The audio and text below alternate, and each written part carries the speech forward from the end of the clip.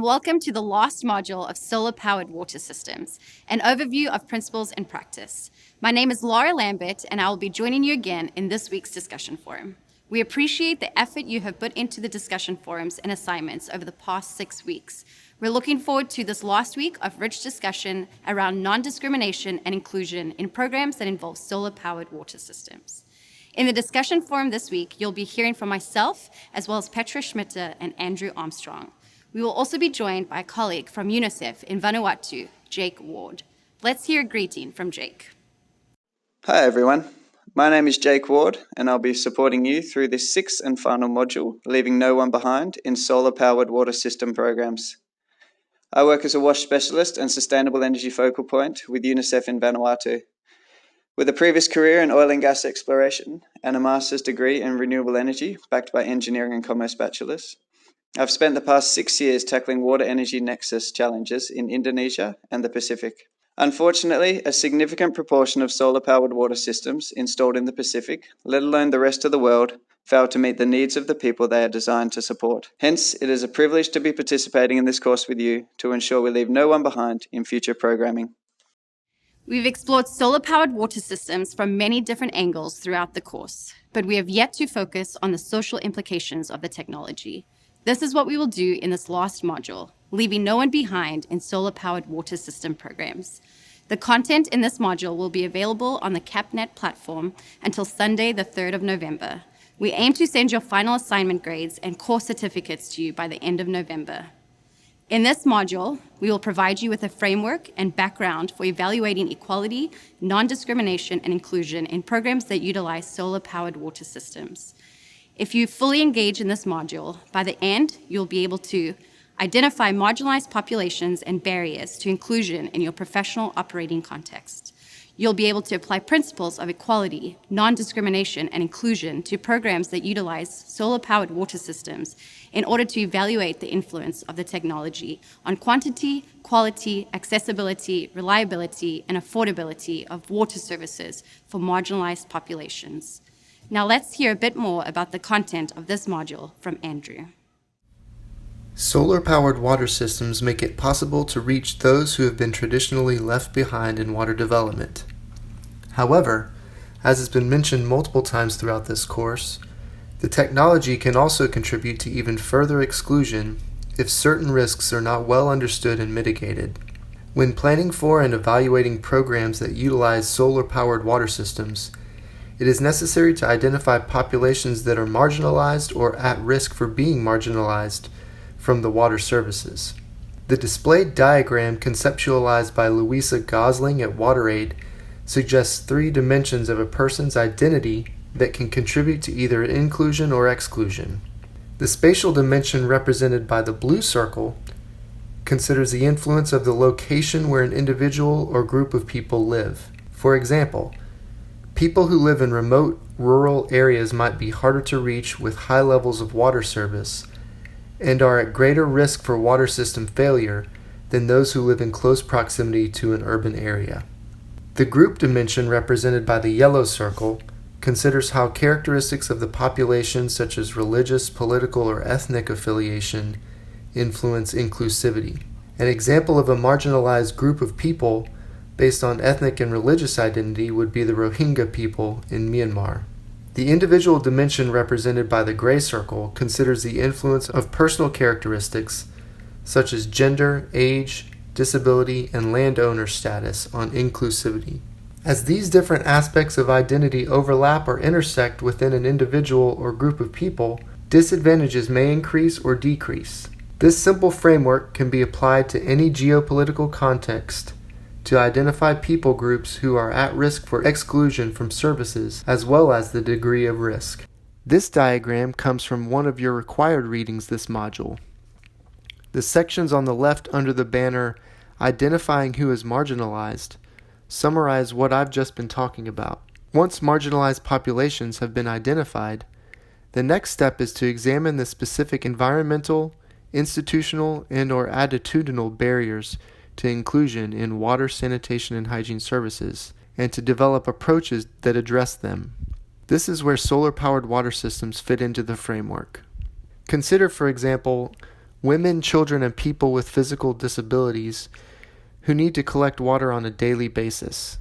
The obvious environmental barriers are that traditional water points are often located a far distance from residences and require a certain level of physical strength or mobility in order to access. However, these people groups also face institutional and attitudinal barriers in the sense that cultural norms and practices might relegate them to bearing the burden of collecting water, might limit their autonomy in making financial decisions, such as which source to purchase water from, and might exclude them from being involved in community decision-making processes, such as identifying locations to site new water points or setting affordable water tariffs. Although solar-powered water systems might be effective in addressing the environmental barriers to inclusion faced by women, children, and people with disabilities, by moving water access points in closer proximity to residences or even piping onto household plots, the extent to which the program overcomes or exacerbates the institutional and attitudinal barriers to these groups depends on its mode of delivery and not on the technology itself. For another example of how solar-powered water systems affect barriers to inclusion, let's consider materially poor households. New water collection fees or tariffs are often introduced when traditional hand pump systems are upgraded to solar-powered water supply systems. In these scenarios, it is possible that the poorest who are used to collecting water for free or at a much lower rate will not be able to afford the upgraded service. There is evidence of this, and you may have experienced this in your own programs. In its 2016 Global Evaluation of Solar-Powered Water System Programming, UNICEF found that in nearly half of the study sites, the poorest of populations served by solar-powered water systems chose to use alternative, unimproved water sources because they considered the tariff unaffordable. It is entirely feasible for tariffs that support solar-powered water systems to be set at a level that covers operational expenses and a significant portion of major capital maintenance expenses while still being able to be affordable to most of the households in the service area. However, it's important to be aware that the poorest households in the areas served by solar-powered water systems will most likely still need a safety net mechanism to ensure that they are still able to collect water. The most effective measures for protecting affordability of water services that utilize solar-powered water systems are addressed in the institutional and social design, not necessarily with technology. This slide summarizes some of these measures. First of all, it's important that people in the service area are willing to pay ongoing water collection fees. If users won't agree to paying a tariff or water collection fee beforehand, pumping and solar power equipment should not be installed in the first place. It can be difficult to establish this understanding with the service population at large, and care must be taken to ensure the voices of marginalized people in the service area are heard in addition to the voices of leaders or those in power when discussing the potential to initiate new water tariffs. Next, water prices should be set at a level that is considered to be affordable for the majority of users in the service area.